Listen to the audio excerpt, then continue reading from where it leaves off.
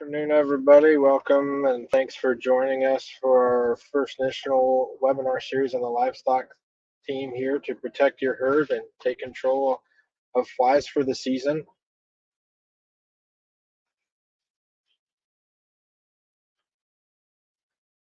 We appreciate you all coming in attendance. If you haven't been with us before, we're glad to have you here this morning. I'll kind of go through a couple housekeeping items for you. Before we get started, you don't have to worry. Everybody is unmuted that is not presenting, so we'll be able to not have to worry about that noise or making sure you're muted. Feel free to type and ask questions or raise your hand and we can take you off mute to ask your question. The more questions, the better. And just a reminder, today's session is getting recorded and will be sent out. Here's kind of the look of the agenda, what's ahead. We have some hidden cost of flies, and Kirk Daly will be presenting on that.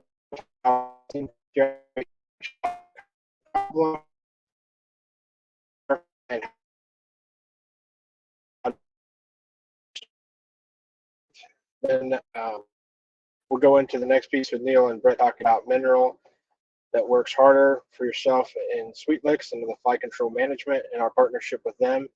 And then we'll wrap it up kind of talking about how we partner with you to get you fly control products and support here at FBN.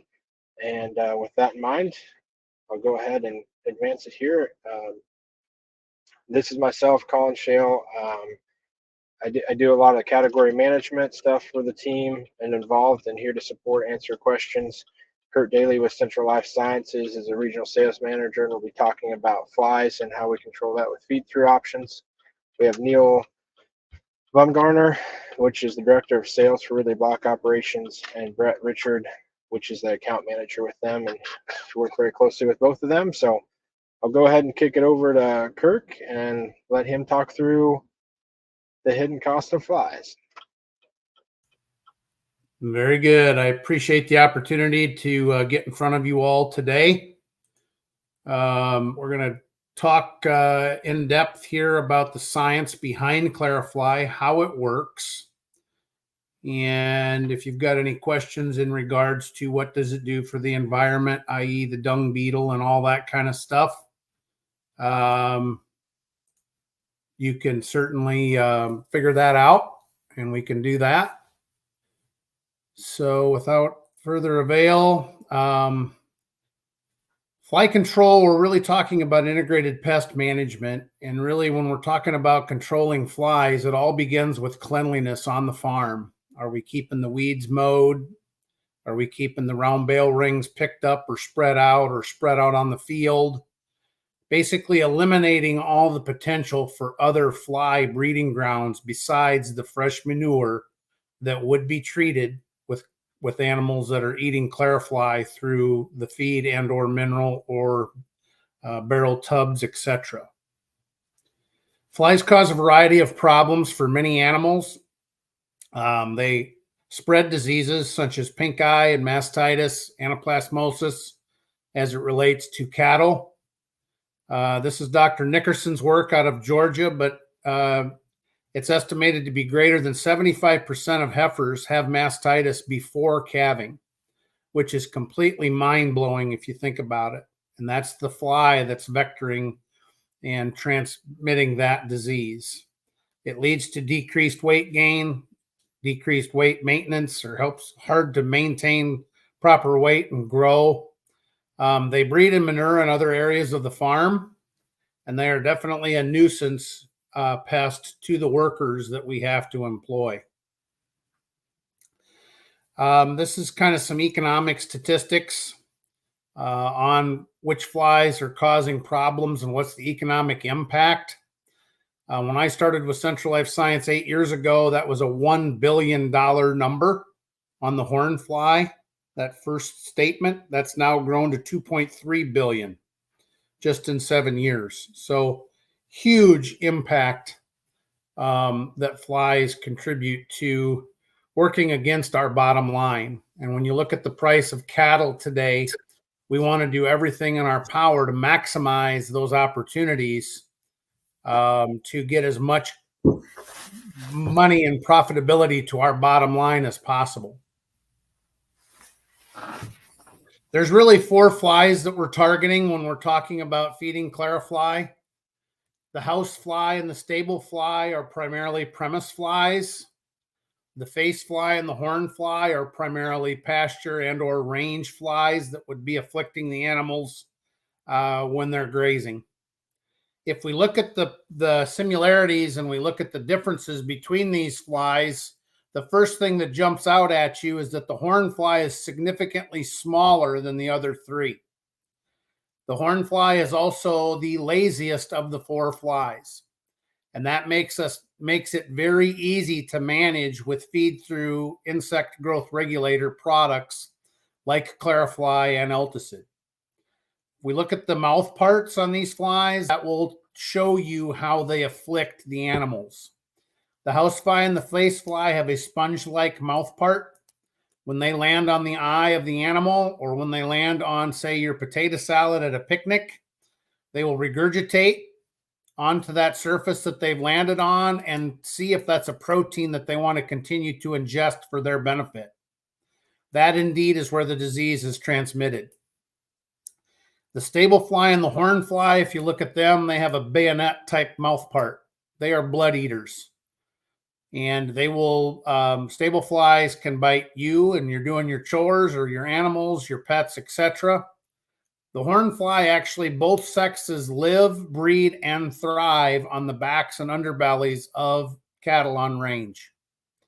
So that's why they're so detrimental to the bottom line, because every time they go for a blood meal, they have an opportunity to transmit disease. What is IPM? IPM is Integrated Pest Management. And when we're looking at IPM, basically we have to identify the problem areas on the farm.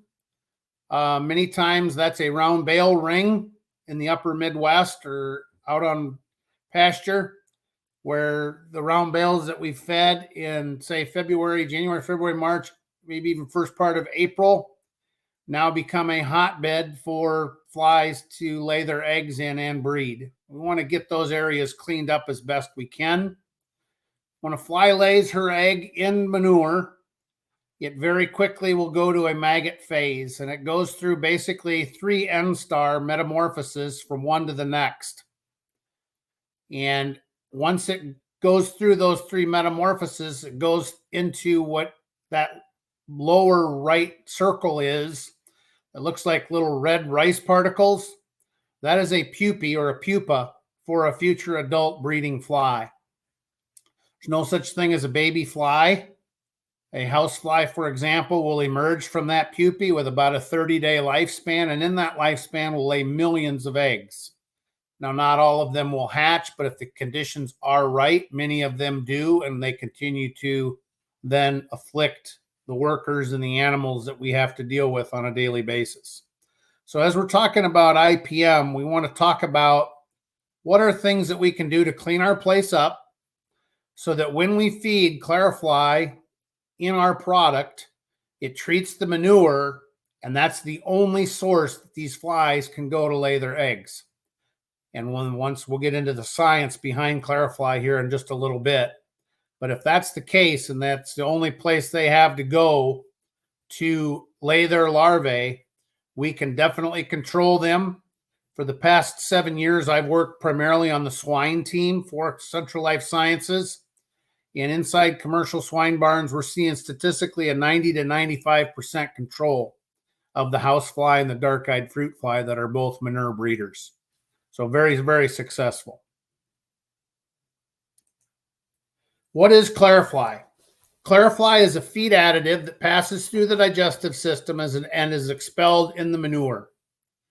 It is an insect growth regulator, much like its sister, if you will, in the business, Alticid, which has been around forever. The active that's in Alticid is S-methoprene. The active that is in Clarifly is diflubenzuron.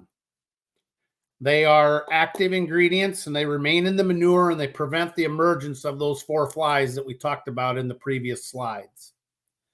They do have different modes of action. And Clarifly's mode of action is a chitin synthesis inhibitor.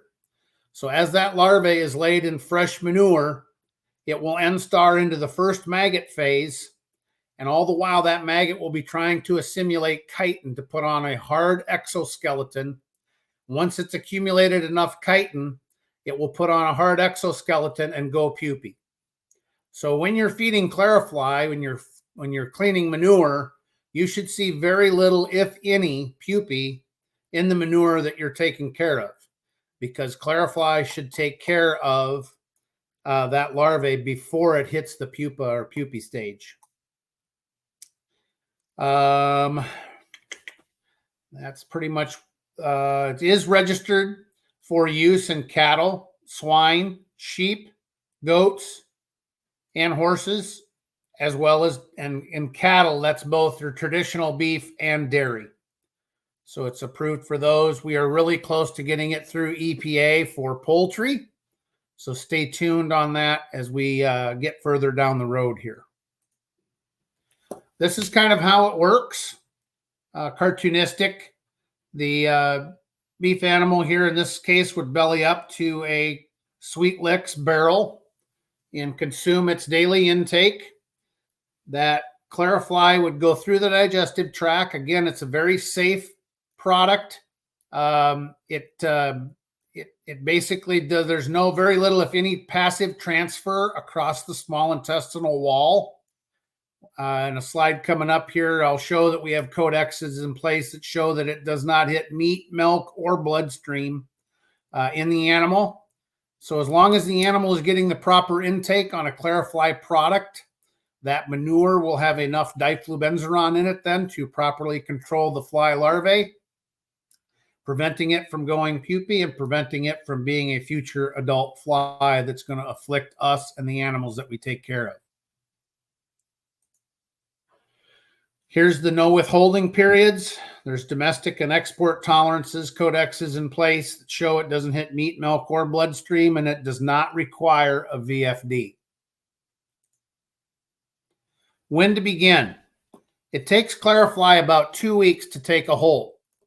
So depending on where you live, I live in central Illinois, so I tell people to have it in there absolutely by April Fool's Day and leave it in there till absolutely Halloween. Now, if you have an early spring warm-up, you might want to have it in there the 15th of March. And if we have a late Indian summer, you might leave it in until Thanksgiving, but you definitely want it in there 2 weeks prior to when you actually really need it. And if you really want to nip next year's flies in the bud, feed it 30 days past the first hard killing frost. Because I've fed Clarifly the last 5 years to my horses that I have here in Illinois, and I still will have a huge uptick and surge of stable flies in the fall and house flies in the fall, just because that's Mother Nature's way of taking care of itself. That upsurge of flies right at the tail end of the year is what will lay the eggs that will hopefully survive the winter and be next year's early spring hatch. And if we feed Clarifly 30 days past the first hard killing frost, we can really nip those in the bud when they would come out in the early spring. I think the best gift that I can give each one of you is what an expectation would be when you feed Clarifly. Are you expecting 0 flies? I hope not, because that would be an unrealistic expectation.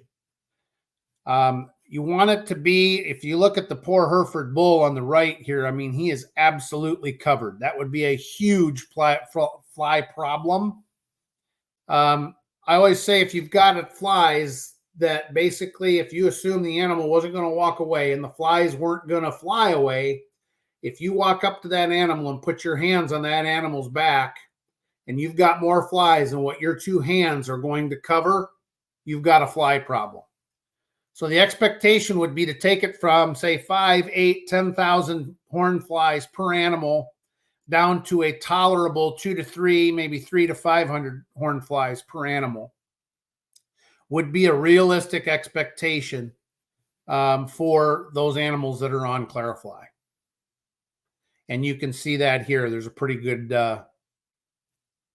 coverage here. You're always going to have, for whatever reason, that one animal in the group Is she sweeter or whatever? But you can see the poor cow in the middle. She's pretty well still covered up. Not bad, but certainly not as good as the one behind her or the one standing in front of her. It's easy to tell if flies are a problem. If you look at the good control on the left, these cattle are doing what you want them to do, and that's being out and grazing your most precious resource, which is your pasture grass. The calves are willing and able to take a milk meal whenever they want, so they're going to gain well. The cows are going to maintain condition because they're eating your grass. If it's a 90 or 100-degree day in Kansas, Nebraska, Illinois, Iowa, wherever you're at, and you've got the group that's huddled up together, now, yeah, they could be tighter, and I've seen them grouped up tighter, but if you've got cattle that are grouping like that on a hot day, and you've got heifers that are in the middle of that pile that are trying to get an embryo to attach to their uterine wall, that's where calving rates and breed ups are affected drastically and contribute to that $2.3 billion in loss from hornfly problems. Incidentally, these two pictures were taken at the exact very same time. The good control was out the driver's side window of the pickup, and the poor control was out the passenger side pickup. A very common misnomer is for one rancher to say, I'm not going to feed it because I know that, cheap SOB that lives across the way from me, he ain't never going to feed it. And if I feed it and he don't, I'm going to get all his flies. The horn fly, I would argue, is for sure herd specific. And I would even make an argument that they're animal specific. When you run a cow through the chute in the spring and you're getting ready to kick her out on range or pasture, she's covered in horn flies. You might put a pour on as part of your IPM, or you might put ear tags in along with her going out. She's going to be, say, consuming a barrel or loose mineral with Clarifly in it as part of your overall IPM. Those flies will fly off of her back. When you're done treating her, what do? Do they move to the next cow? No, they fly right back to the back of that cow they just came off of. So that's not the case. They're almost animal, for sure herd specific, and I'd even make an argument that they're specific animal specific as well. So that pretty much concludes my part of the presentation. I would field any questions. I don't see any that have popped up. I might be missing some, so ladies, please let me know if I am, but I don't think I'm missing any here.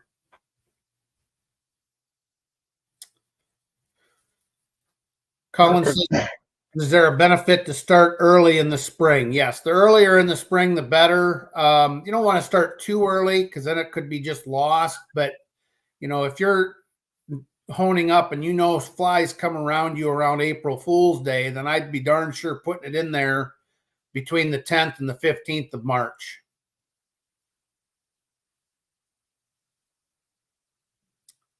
I'm going to go on mute now and let the others present.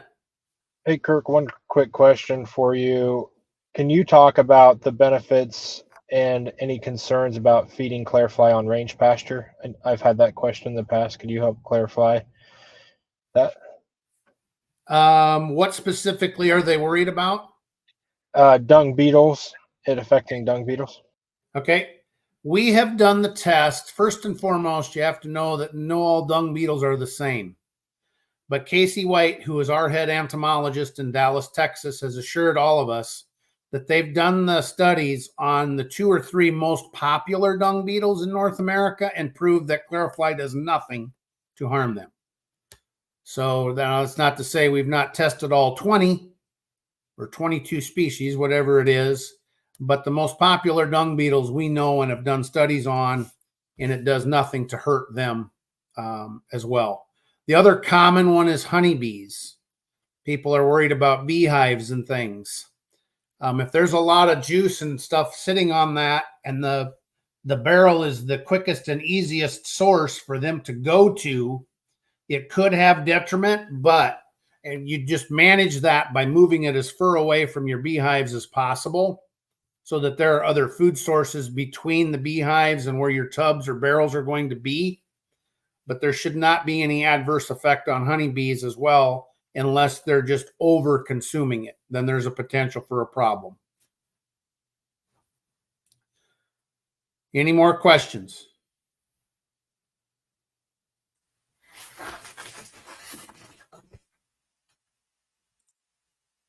Again, thank you for the opportunity.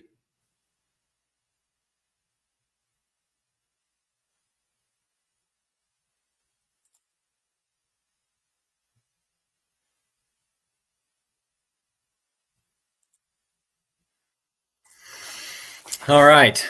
Thank you, Kirk. My name is Neil Bumgarner. Just want to give a brief overview of who we are. It's a new partnership between ourselves here at Ridley Alltech with the folks at FBN. So first of all, very appreciative for the chance to partner together and work with you all. But just real briefly, want to give you an idea of who we are and where we are and what we do. So we are purely a self-fed supplement company. We operate 7 manufacturing facilities across the country, from Whitewood, South Dakota to Montgomery, Alabama, 2 plants in Texas, and manufacture 5 forms of self-fed supplements. Small press blocks such as Bloat Guard or Rumensin, a lot of you may be familiar with. Distillers-based compressed tubs, a good protein source using distillers. More of the traditional 24% magnesium chemical hardened poured tubs, and then the most of our business are the bottom 2. It's low moisture, cooked molasses based supplements, and then loose minerals. So those are the 2 that we're doing today with FBM, that we've got some great fly control options in with the Clarifly product that Kirk talked about. We have a long history, started as early as 1946 in the business with the Pittsburgh location, and then bought Sweet Licks in 2004. Partnering with Hubbard Feeds is a sister business of ours that some of you may be familiar with, kind of in the middle northern parts of the country. But we work with distributors like FBN across the United States. We do business in 49 states for now. I don't know that we've got anything up to Alaska yet, but we're working on it. So we live and breathe this stuff. I live in West Virginia, privileged to be the director of sales. My wife and I run about 100 head of registered Angus cattle here. So we live and breathe the beef business every day, and I appreciate you all joining us. So the reproduction is the name of the game. The number one profitability factor in cow-calf operations is reproduction. Weaning weights are great. Some other metrics are great, but how many calves we wean by measure of cows exposed is really the most important thing that we focus on here. So our products are geared toward a lot of different performance goals, but getting the most healthy calves on the ground is at the top of our list. So fly control is a big part of that. Year-round mineral supplementation is a big part of that. And you guys know, everybody knows where the cattle market is right now. There's $1,700-$1,800 a head on the table for every calf that hits the ground. And even if we're doing a great job with a lot of our management and nutrition and getting pregnancy rates in the low to mid 90s, there's still a financial incentive even to improve that. And if you're not there, then there's a really, really big carrot hanging out there to get some things straightened out to have more calves hit the ground. So I'm going to turn it over to Brett Richard, and he's going to lead us through a little bit more of his view of the mineral business. Thank you guys for joining. Yeah, thanks, Neil. Yeah, I appreciate you telling them how to pronounce my last name there. I'm from Louisiana, so naturally you have to change the way you pronounce things. We didn't have a good Hooked on Phonics program, so my last name is Richard. Live down in the south part of Louisiana. Have some commercial cows and purebred Brahmins, and raised some F1s with my wife.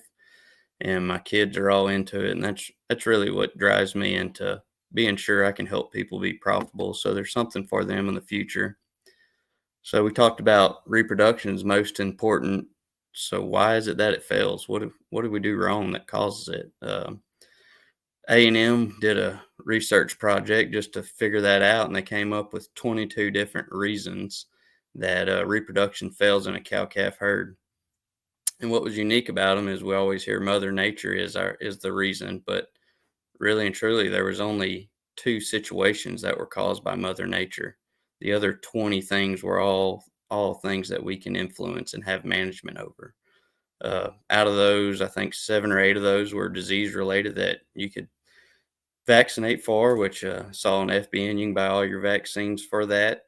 And then the other 10 to 11 of them were all nutrition related, and a good chunk of those are vitamin and mineral deficiencies. So it's important that we get that right. And that's why I really focus on the mineral side of it for me. See. So I think trace minerals are super important. You can look at this slide here that shows what all trace minerals do. It's tied to every bodily function, and all those bodily functions tied to profitability. We have this poster available too if somebody would like it. So this trace mineral status can be affected by a lot of things. The easiest thing that can affect it is little or no intake of mineral supplements. Intake drives performance. So if they're not eating mineral, we can't get any benefit from it. So it's important that we use a supplement that we can get intakes on. You'll notice we don't really have a certain product per se that we're showing in this slide, just because we know there's people from different parts of the area, different parts of the U.S., and every area has a different need to drive those intakes. Port absorption is another one. So just as well as getting the intakes, the form of trace mineral makes a big difference as well, an inorganic versus an organic. We have antagonisms that are out there in an environment that are tying up the mineral that we're supplementing, keeping those cows from absorbing it. And then we have the factor of the cow. We got to go through the rumen with a different pH than what's outside of the cow. And so we have to get through the cow into the small intestine to be absorbed into the bloodstream. We also have the problem of over supplement. Nowadays, everybody and their brother says, well, if you got 1,000 parts per million copper, I got 2,000, and then 2,500. And everybody's just at a race to see who can put the biggest number on their tag, when really and truly we need to supplement to our needs and then stop. We don't need to waste it.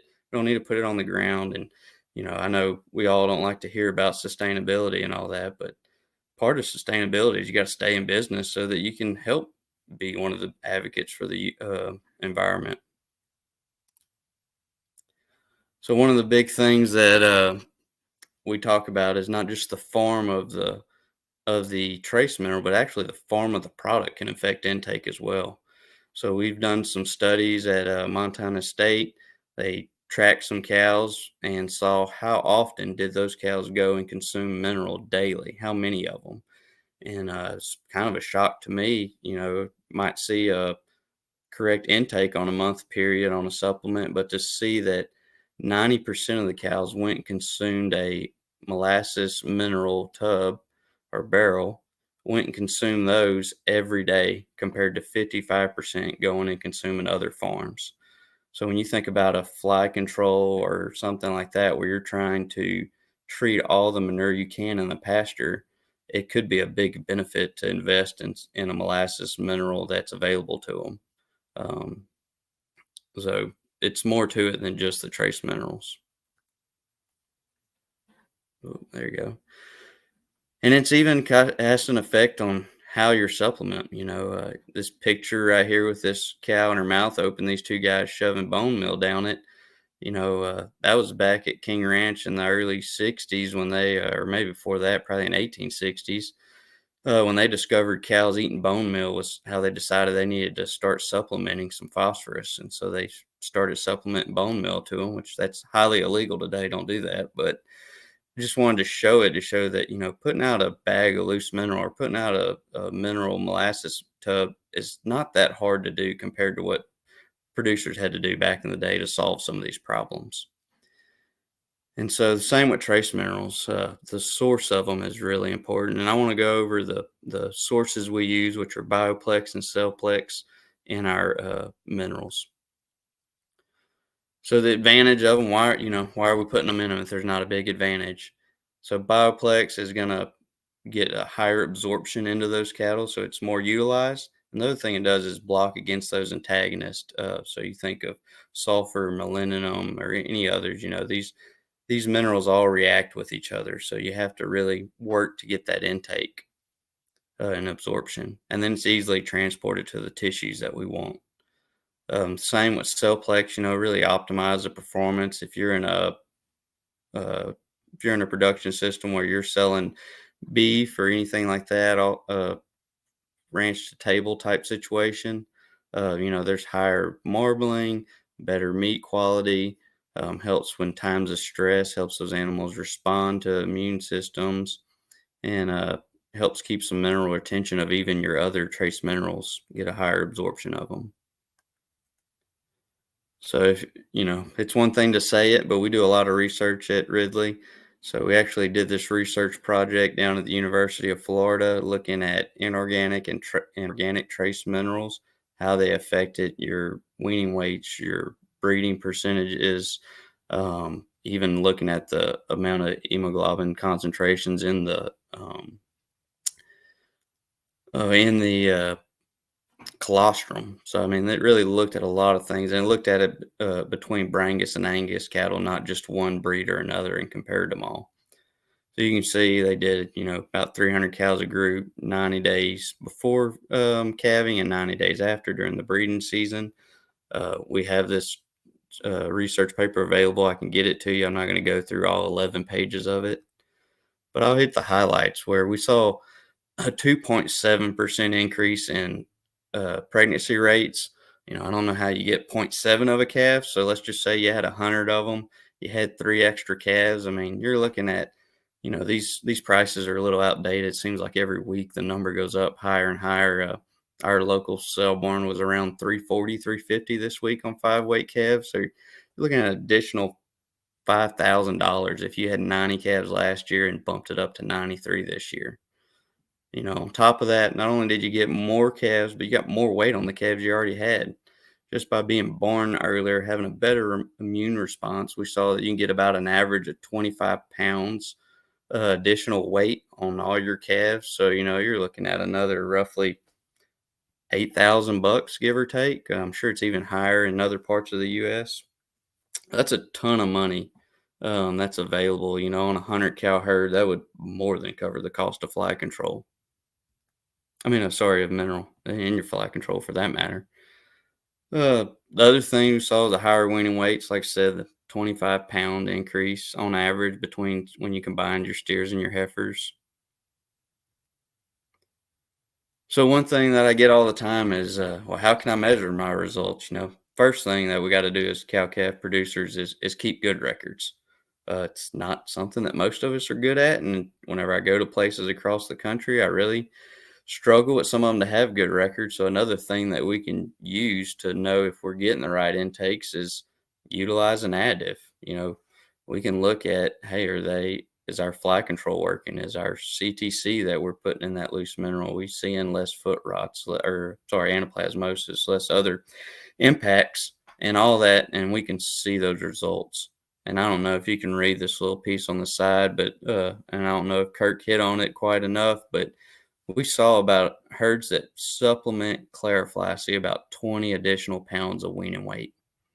So if you add all those things together in today's market, it's incredible the amount of money that could be available to a cow-calf producer by feeding mineral, especially once you add Clarifly to it.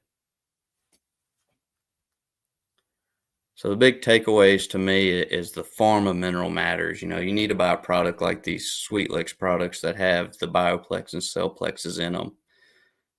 More isn't always better. Just because we can add more trace mineral doesn't mean we need it. And then, supplementation helps reproduction, which helps our bottom line and helps us all be more profitable and be in business for a long time. And that's my big reason for being in this is, you see my 2 kids there, they're ate up with it as much or more than I am. And we hope that all of you are profitable, stay in business so that we can continue to help you and continue to have this business in the future. So if this is my cell phone number, my email address, if you want, there's something I can do to help you, help your customer, or if you just want to talk about cows in general, I'm available, but really like to talk about trace mineral supplementation and completely available to all of you on this call.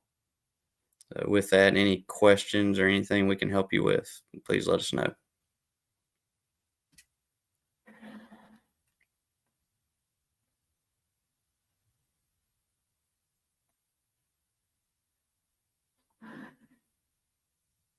Hope I wasn't on mute all this time. Okay, there we go. Yeah, you're good. Any questions for Brett or Neil?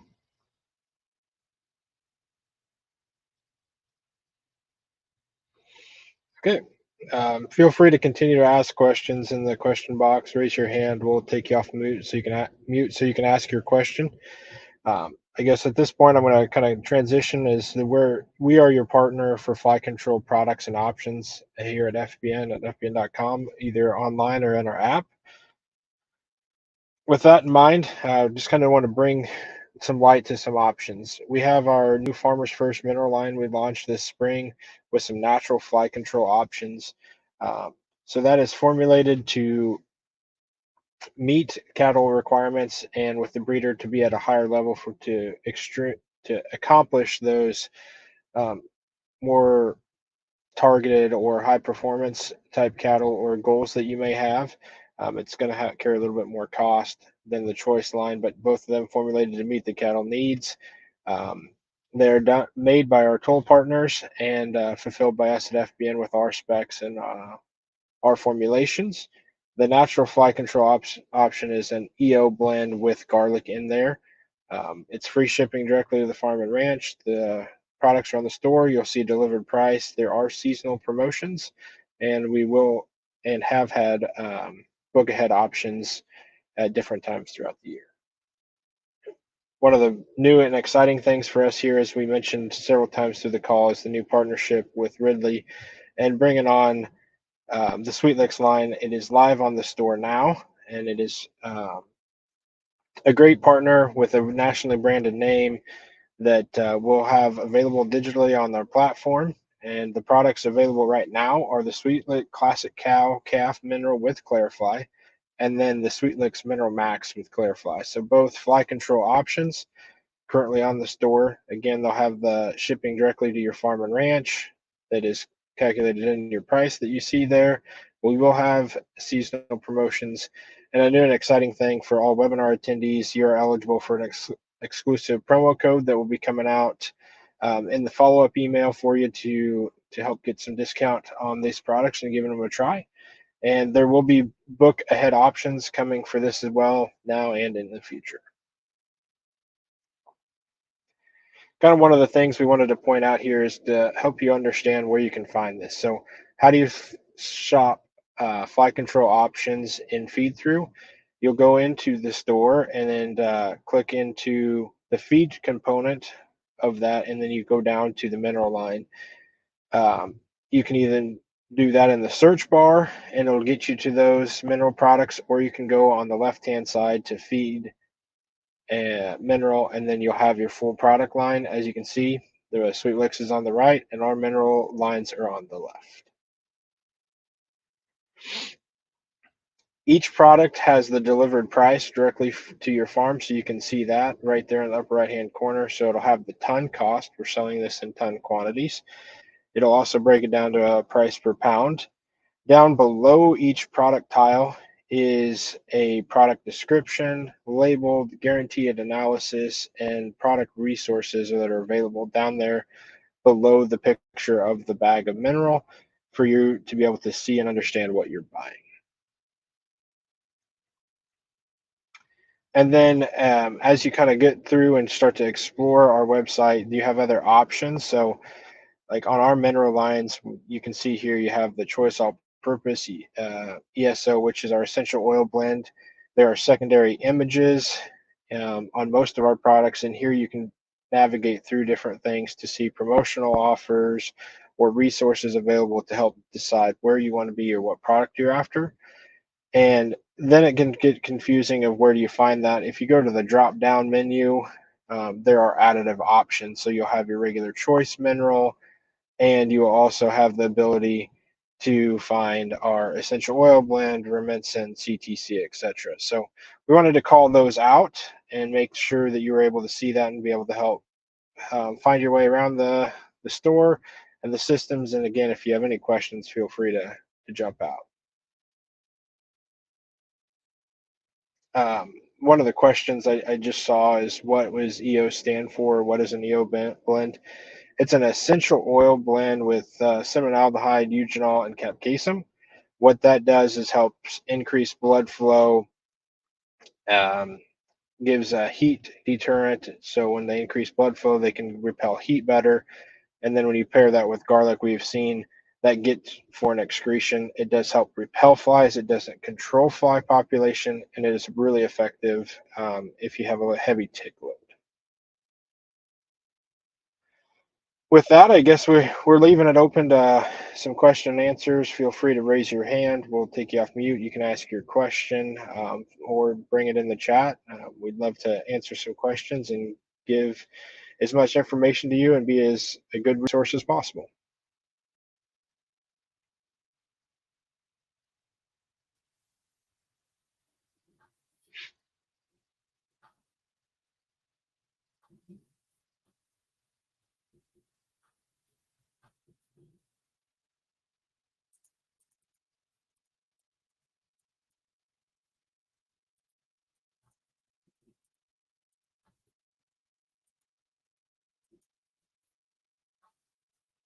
Any further questions we can help anybody with? I know there was a question earlier. I'll just reiterate it again.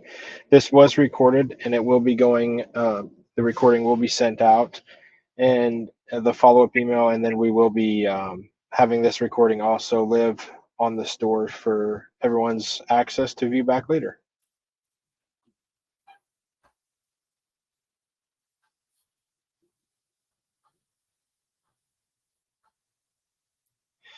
As you can see here, we've kind of moved in as we can wait for any questions. We'd like you guys to fill out this before you go.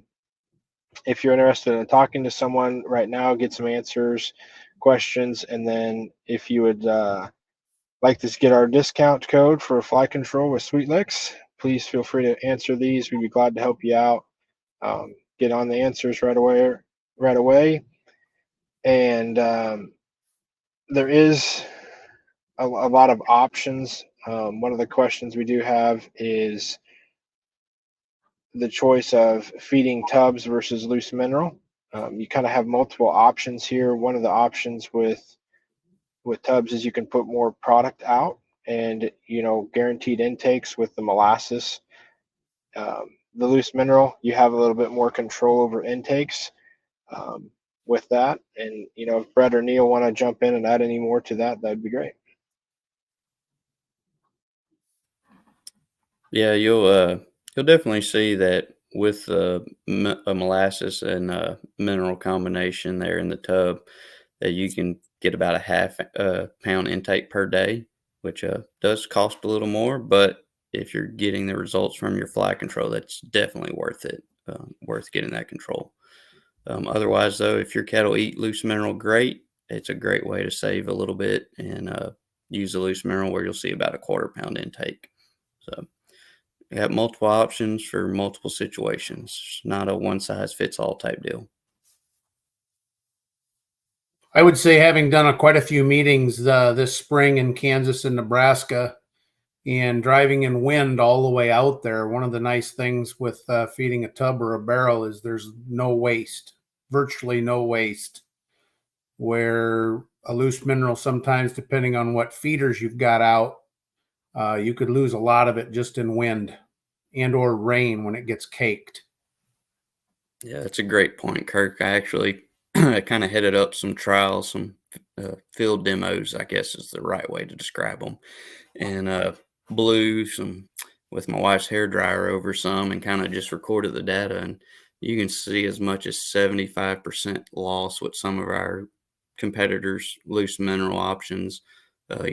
Ours were down around 10 to 12%, which was one of the best ones we tested. But there still is some loss in the loose mineral space compared to those tubs or barrels.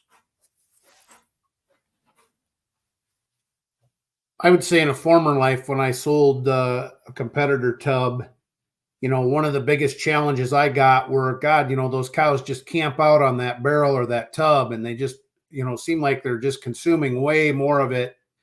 But when you truly put the pencil to it and consider that you've had no loss due to rain or wind, it always evened out to where they were getting exactly the targeted ounce levels that they were at.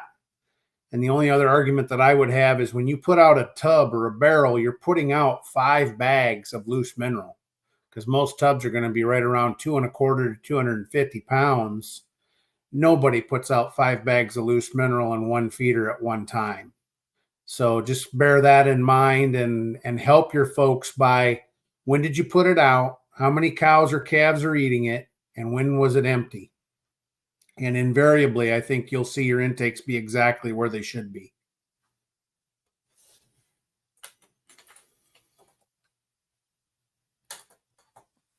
Thank you for that, Kurt.